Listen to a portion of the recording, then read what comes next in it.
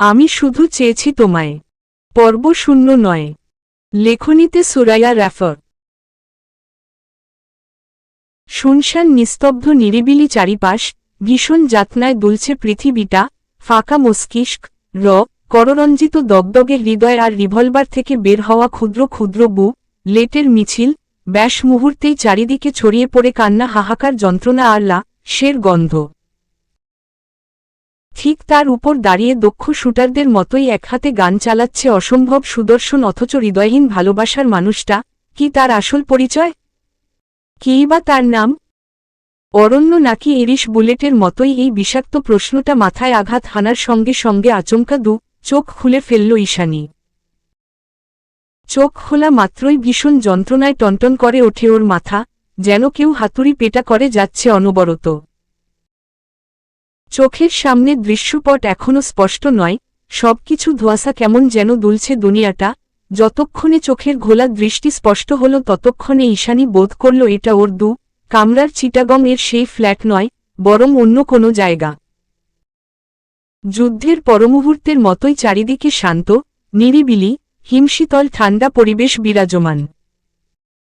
মাথার উপর বিস্তৃত নান্দনিক কারুকাজ করা সফেদ সিলিং, তার ঠিক মাঝখানে ঝুলছে কয়েক তলা বিশিষ্ট দামীয় ঝাড়বাতির বহর। পুরো রুমটা রাজকীয় প্যালেসের মতোই সুন্দর আর সুসজ্জিত। সম্পূর্ণ মেঝেতে বিছানো হয়েছে মখমলের নরম গালিচা, অথচ এত বড় কক্ষে ইস্যু ব্যতীত আর একটা মানুষের উপস্থিতি পর্যন্ত নেই। কি আশ্চর্য! চারিদিকে চোখ বোলাতে বোলাতেই আস্তে করে উঠে বসে ঈশানী। কি জানি মাথাটা এখনও কেমন চক্কর দিচ্ছে বারে বারে। রুমের এক সাইডে বিশাল ওয়াল মিরর টাঙানো, কিছু একটা ভেবে বিছানা ছেড়ে ধীর পায়ে এগিয়ে গিয়ে ওয়াল মিররের সামনে দাঁড়াল ঈশানী।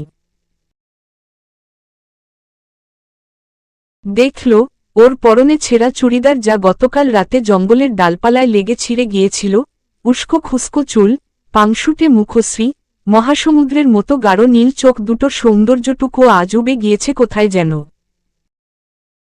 ফর্সা লাস্যময়ী মুখটা শুকিয়ে ফ্যাকাশে বর্ণ ধারণ করে আছে। মুখের আশেপাশে একটু ভালোভাবে লক্ষ্য করতেই ঈশানী দেখতে পেল কাল রাতের শুকিয়ে যাওয়া তের দাগ। এতে কত মানুষের তো লেগে মরচে ধরে গিয়েছে তা ভাবতেই গা গুলিয়ে বমি চলে এলো ইস্যুর।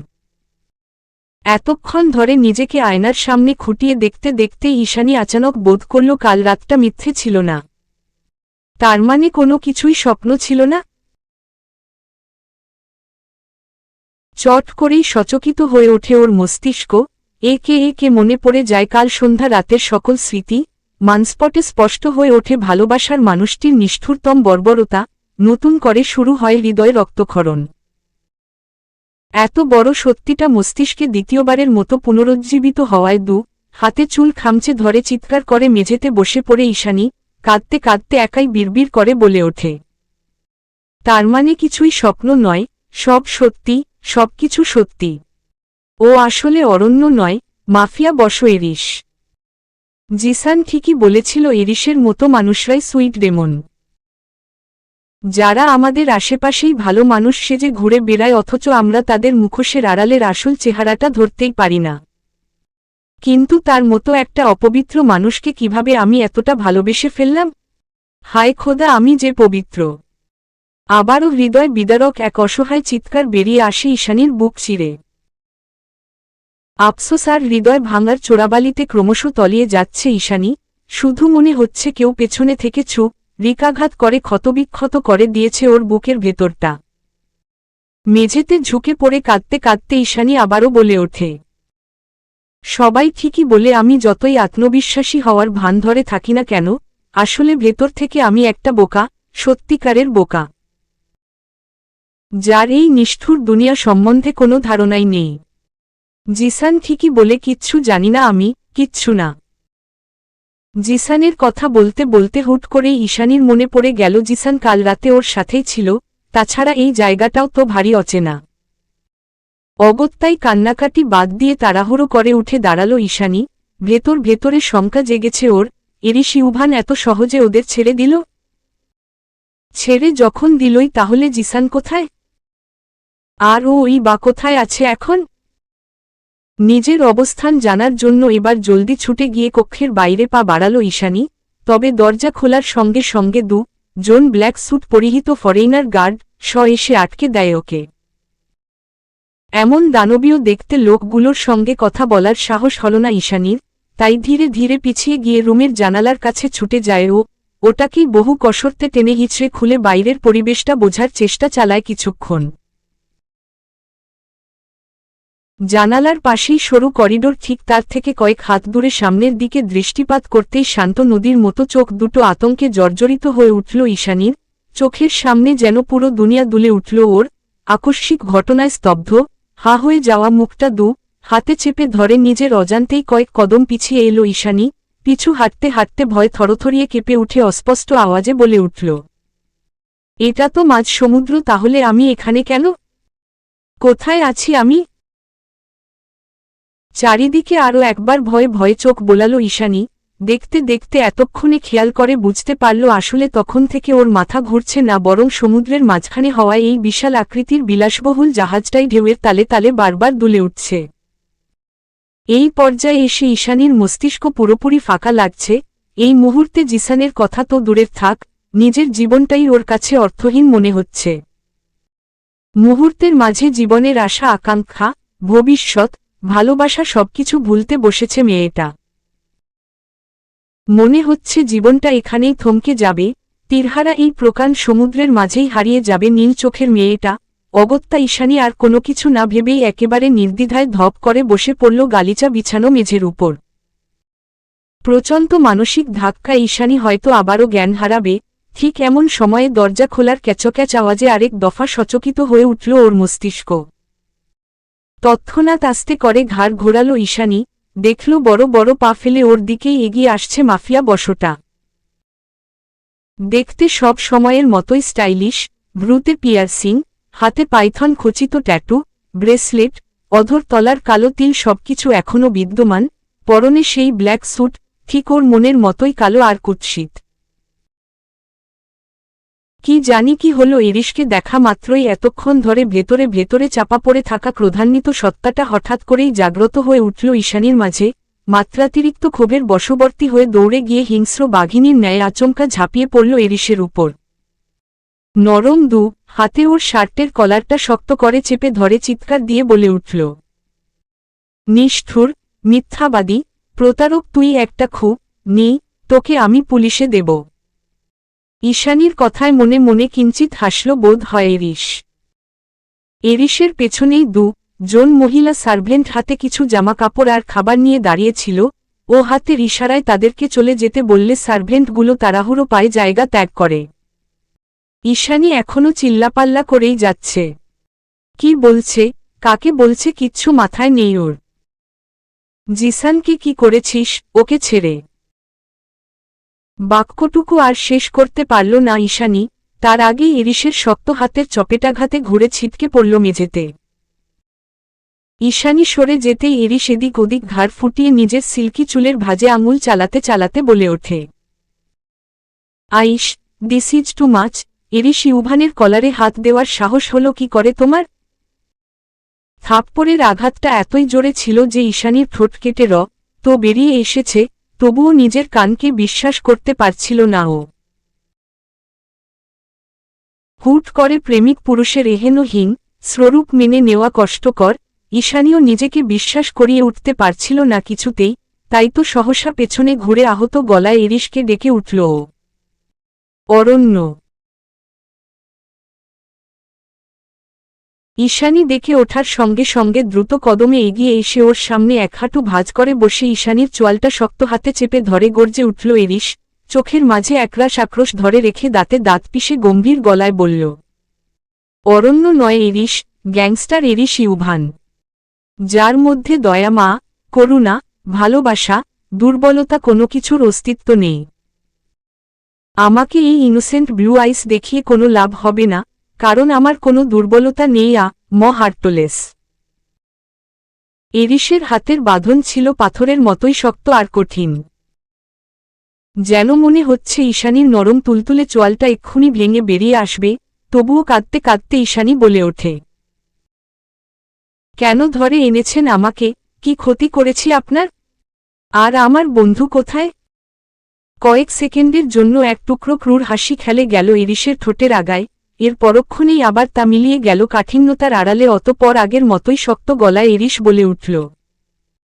ইরিশ কাউকে কৈফিয়ত দেয় না, তোমার বন্ধুকে তুমি তখনই দেখতে পাবে যখন চুপচাপ আমার কথায় রাজি হবে।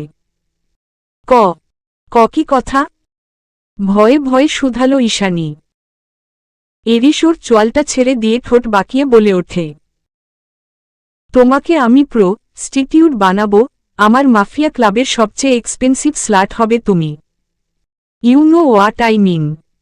ইরিশের কথা শুনে মুখ থেকে তো সরে গেল ঈশানীর। সমগ্র দুনিয়াটা যেন মাত্রই ওলটপালট হয়ে গেল চোখের সামনে, সরল সহজ অবুঝ হৃদয়টা ভেঙে টুকরো টুকরো হয়ে গুড়িয়ে গেল এক পলকে।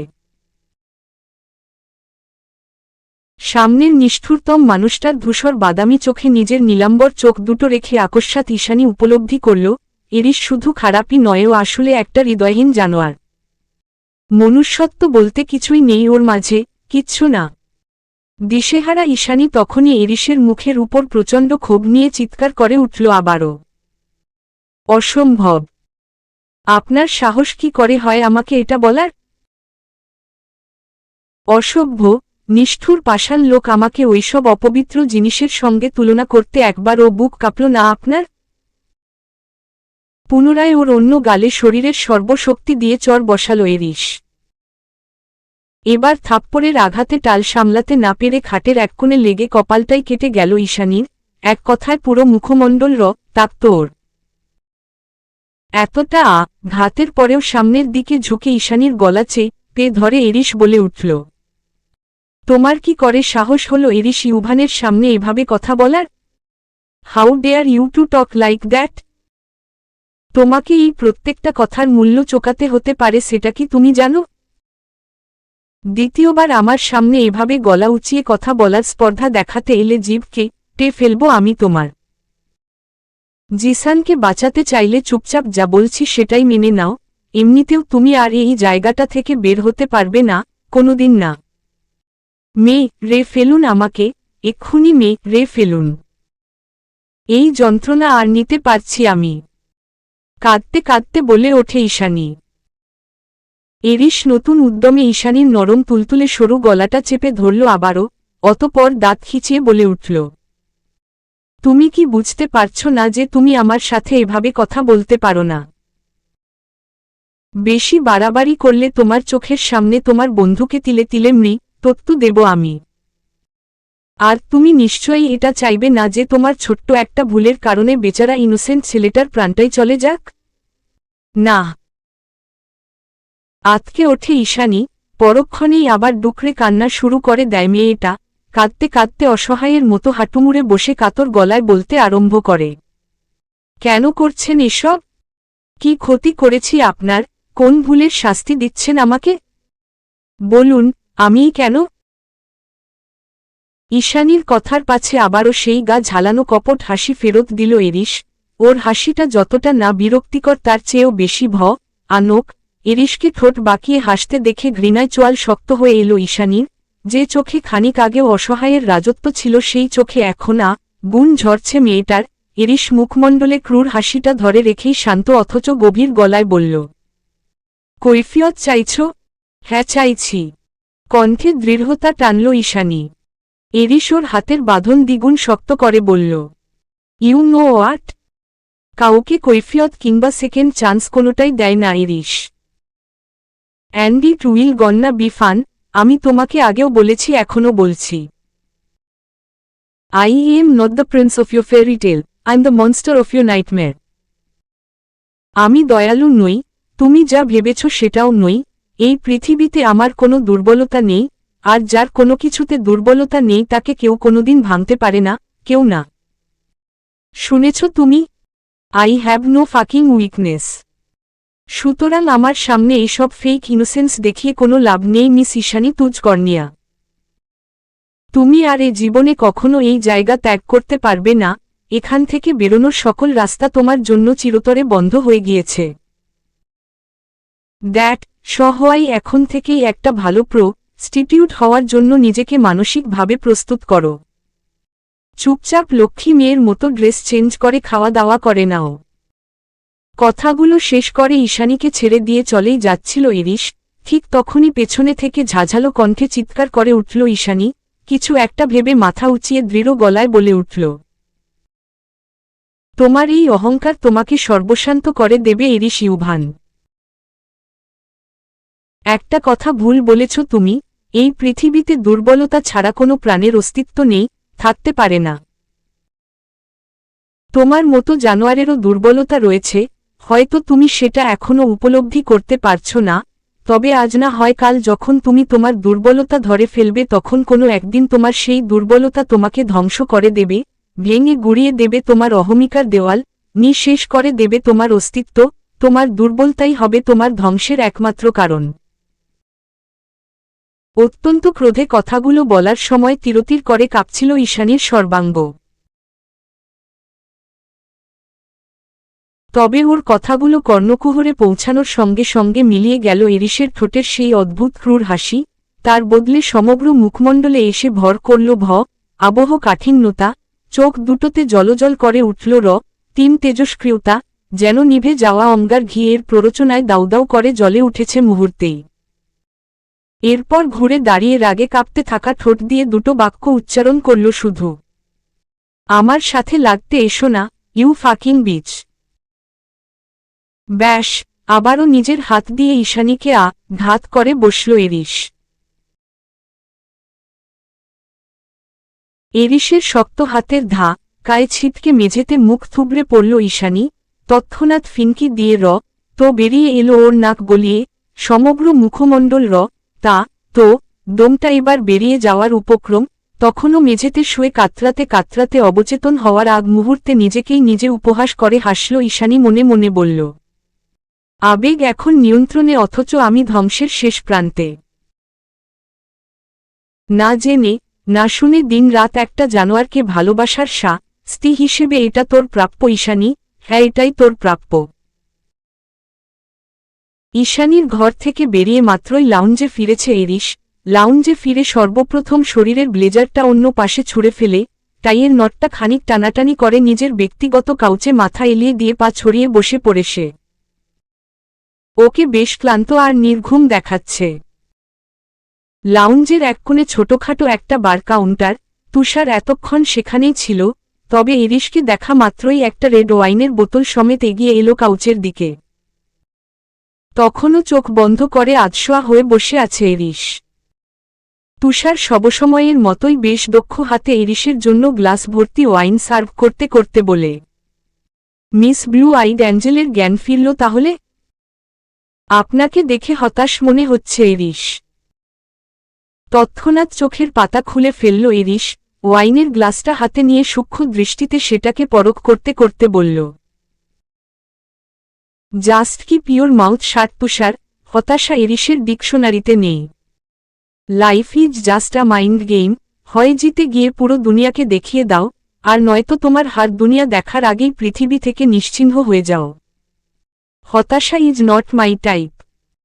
ওয়াইনের গ্লাসে ছোট্ট একটা সিপ নিয়ে তুষারের দিকে ঘাড় বাঁকালো ইরিশ, যে এই মুহূর্তে ইরিশকেই সার্ভ করাই ব্যস্ত। ইভেন ও নিজেও এটা ভালো করেই জানে, না বললেও তুষার ওর প্রত্যেকটা ইনস্ট্রাকশনে ঠিক কতটা স্ট্রিক্ট, কারণ বিচক্ষণতার দিক দিয়ে ইরিশের চেয়ে কোনো অংশে কম নয় তুষার। তুষার জাওয়াদ ইরিশ ইউভানের ডান হাত। পাইথন প্যারাডাইসের সেকেন্ড লিডার, যার জীবনের মিশন আর ভীষণ শুধু একটাই জীবন দিয়ে হলেও পাইথন প্যারাডাইস আর ইরিশ ইউভানকে রক্ষা করে যাওয়া। বয়সের দিক দিয়ে বিবেচনা করলে ইরিশ আর তুষার সমবয়সী, তবে স্বভাবের দিক দিয়ে দুজনার বৈশিষ্ট্য বেশ আলাদা। ইরিশ যেমন হুটহাট রেগে গিয়ে চারিদিকে সযজ্ঞ বাঁধিয়ে দিতে এক সেকেন্ডও ভাবে না, তুষার মোটেই তেমন নয়। পরিস্থিতি অনুকূল হোক কিংবা প্রতিকূল সকল অবস্থাতেই তুষারের মুখ ভঙ্গিমা থাকে একই রকম, উত্তেজিত নয় বরঞ্চ ঠান্ডা মাথায় কৌশলে শত্রু পক্ষকে ঘায়েল করতে পারদর্শী তুষার। ইরিশ হার্টলে সেটা সবাই জানে, তবে তুষারের মন মস্তিষ্কে কখন কি চলে তা ঠিকভাবে অনুমান করা দেয়। এক কথায় he is a master mind. মেয়েটাকে কি করবেন? তুষারের আকস্মাৎ প্রশ্নে ভাবনার জগৎ থেকে বেরিয়ে এলো ইরিশ, পায়ের উপর পাতুলে আরেক দফা ওয়াইনে চুমুক দিয়ে জবাবে বলল, ও আমাদের কোটি কোটি টাকা এনে দিতে পারবে। আই নো দ্যাট, ওই জন্যই সেদিন রে ফেলতে বারণ করেছিলাম, আপনি তো জঙ্গলের মধ্যে টম ঘরে নিয়ে খেল খতম করে দিতেন। তুষারের কথায় কিছু একটা ভাবল ইরিশ পরক্ষণেই ঠোঁট কামড়ে বলল, হ্যাঁ, কারণ আমি ভেবেছিলাম ও ওই স্পাইগুলোর মধ্যে একজন, নয়তো আমার রেস্ট্রিক্টেড এরিয়াতে এত সহজে একটা মেয়ে ঢুকে পড়ল। You know that not so easy. Totally miracle. But ওর দামটা এখনও আনকাউন্টেবল। কথাটা বলে ঠোঁট বাঁকিয়ে হাসল তুষার। ইরিশ চোখ বন্ধ করে কিছুক্ষণ ভেবে চট করেই চোখ খুলে সচকিত হয়ে বলে উঠল, ইউ নো ওয়াট তুষার, আমি এর আগে কখনো নীল চোখের বাঙালি মেয়ে দেখিনি। Also she is virgin. Tushar চোখ ছোট ছোট করে বলল, কিন্তু এত সহজে মেয়েটাকে নিজের ডেরায় টেনে আনলেন কি করে? কিঞ্চিত ঠোঁট বাঁকিয়ে কপট হাসল ইরিশ, ঠোঁটের ফাঁক গলিয়ে ইলেকট্রিক সিগারেটের ধোয়ার কুণ্ডলি উড়িয়ে বলল, জোর জবরদস্তি, টানাহেচড়া, আরেকটা পুলিশকে, সেগুলো আসলে আমার পছন্দ নয়, সো তুমি ভালো করেই জানো আমি কি করেছি। হ্যাঁ জানি, ম্যানিপুলেট জিনিসটা আপনি খুব ভালোই পারেন। By the way, what is our next plan? এবারের শিরদাঁড়া সোজা করে বেশ মনোযোগী হয়ে বসল ইরিশ, হাতের ভেপটা সাইডে ছুঁড়ে ফেলে সামনের টেবিল থেকে কুড়িয়ে নিল আইপ্যাড খানা, সেটাকেই স্ক্রুল করতে করতে তুষারের উদ্দেশ্যে বলল, next target will be blood diamond, it's a huge project, be ready for that. ইরিশের কথায় তীক্ষ্ণ ভাঁজ পড়ল তুষারের কপালে, ও কিছুটা চিন্তিত ভঙ্গিতে বলল, ব্লাড ডায়মন্ড মানে তো হীরক। কিন্তু সেটা তো এক পিসই আছে, তাও আমাদের চরম ট্রু ড্রাগন হান্টার গ্রুপের গডফাদার ড্যানিয়েল হ্যারিসনের কাছে। ড্যানিয়েল এত সহজে আমাদের সঙ্গে ডিল করবে বলে আপনার মনে হয়? It not a fucking deal, it a mission. Blood diamond আমার চাই। ইরিশের কথার জের ধরে তুষার আরও কিছু বলবে তার আগেই সদর দরজা খুলে লাউঞ্জে প্রবেশ করে ডেকের একজন তুচ্ছ গার্ড। কোনো এক অজানা কারণে ভীষণ হাঁপাচ্ছে গার্ডটা, লোকটাকে দেখে ভ্রু কুঞ্জিত করে সাইডে রাখা রিভলভারটা লোড করতে শুরু করে দিল ইরিশ, কারণ ও ভেবেছে অন্য কোনো শিপ থেকে হয়তোবা লদস্যু আক্রমণ করেছে। অথচ তুষার বেশ ঠান্ডা আওয়াজে লোকটাকে জিজ্ঞেস করল, হাঁপাচ্ছ কেন, কি হয়েছে? বসো। মেয়েটা হুট করেই শিপ থেকে ঝাঁপ দিয়েছে। ভয়ে ভয়ে মুখ থেকে কথাটা বের করল গার্ড। ইরিশ চোয়াল শক্ত করে জিজ্ঞেস করল, কোন মেয়েটা? নীল চোখের মেয়েটা।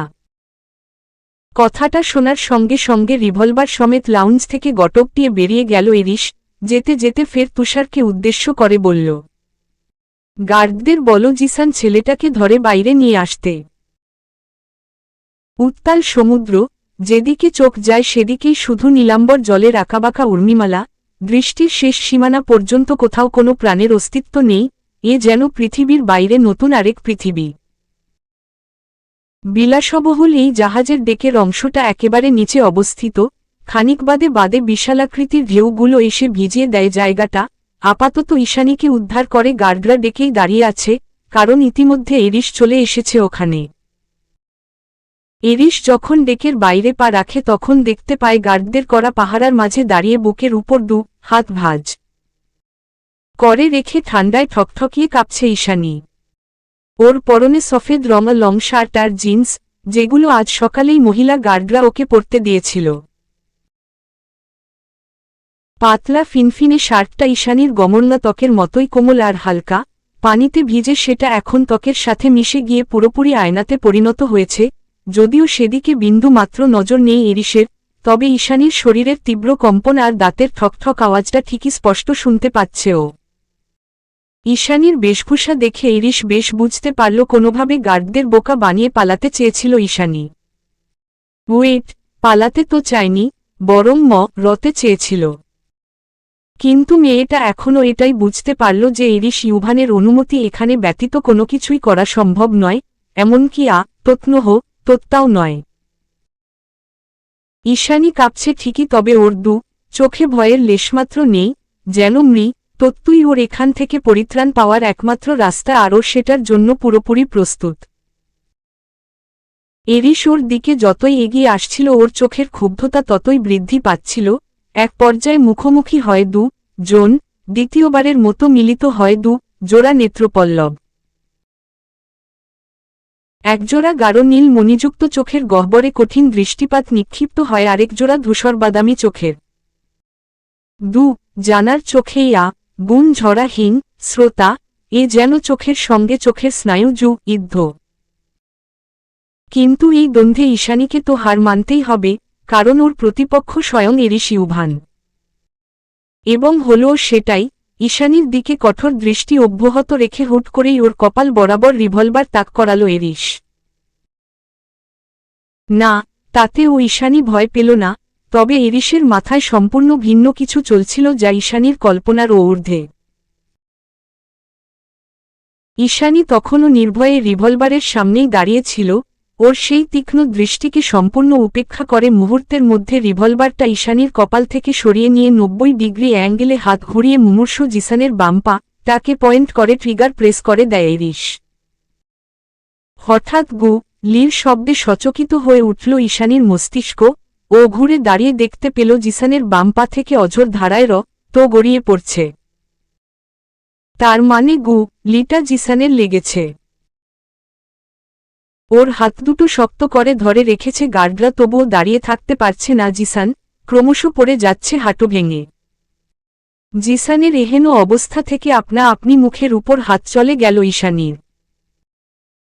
ও তৎক্ষণাৎ দৌড়ে যেতে চাইল জিসানের কাছে, তবে তার আগেই গার্ড ধরে ফেলল ঈশানীকে। অযাচিত ঈশানী এবার এরিসের সামনে গিয়ে দাঁড়াল, কাঁদতে কাঁদতে চেঁচিয়ে বলে উঠল, কি চাইছেন টাকি আপনি? জিসানকে কেন এভাবে ঘাত করছেন? আমার সাথে শত্রুতা থাকলে আমাকে মেরে ফেলুন। ওকে কেন কষ্ট দিচ্ছেন? এরিস নতুন উদ্যমে রিভলভার লোড করতে করতে বলল। আওয়াজ নিচে, আগেও বলেছি এখনও বলছি, ওকে একমাত্র তুমিই বাঁচাতে পারো। আর না হলে। একটু থামল এরিস, অতঃপর কিছু একটা ভেবে বলল, আমি এবার ওর ডান পায়ে একটা গুলি করব, আর তারপর।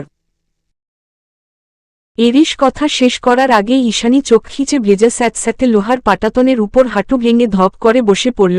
অপারগ ঈশানী হাঁটুর উপর শরীরের সবটুকু ভর ছেড়ে দিয়ে কাঁদতে কাঁদতে আহত কণ্ঠে বলে উঠল, কি করতে হবে বলুন, আমি সব করব, তবুও দয়া করে জিসানকে ছেড়ে দিন প্লিজ।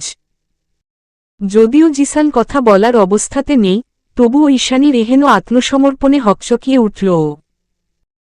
এরিস একটা হার্টলেস ব্লাডি বিস্ট, ও পারে না এমন কিছুই নেই, তা জানা সত্ত্বেও কি করে এত সহজে হার মেনে নিল ঈশানী? কেনই বা নিল ভাবছে জিসান। ওদিকে ঈশানীর কাকুতি মিনতি শুনে বেশ খুশি হল এরিস। কেউ যখন ওর কাছে হাত জোর করে কাকুতি মিনতি করে, জীবন ভিক্ষা চায়, সেটা ও ভীষণ এনজয় করে, কারণ এটাই ওর নেচার। মানুষকে কষ্ট দেওয়া, অত্যাচার করা, তাদের ওপর নিজের অবাধ কর্তৃত্ব ফলানোটা এরিসের কাছে ভ্যালু অব পাওয়ার ছাড়া আর কিছুই না। সমুদ্রের মাঝে ভীষণ হাওয়া দিচ্ছে, রোগা পাতলা ঈশানীকে জোর হাওয়ায় উড়িয়ে নিয়ে গেল বলে, অথচ ও একইভাবে এরিসের সামনে হাঁটু ভেঙে বসে আছে। অপরাধ বোধ ওকে ভেতর থেকে কুড়ে কুড়ে খাচ্ছে, মনে মনে ভাবছে, শুধুমাত্র আমার ভুলের জন্য জিসান এতটা কষ্ট পাচ্ছে। ওর তো কোনো দোষ নেই, তাহলে ও কেন আমার জন্য এতটা শাস্তি ভোগ করবে? এটা আমি হতে দিতে পারি না, কিছুতেই না। নিজের জীবন দিয়ে হলেও জিসানকে আমার বাঁচানো উচিত। ঈশানীর ভাবনার ছেদ ঘটে এরিসের প্রস্তাবে।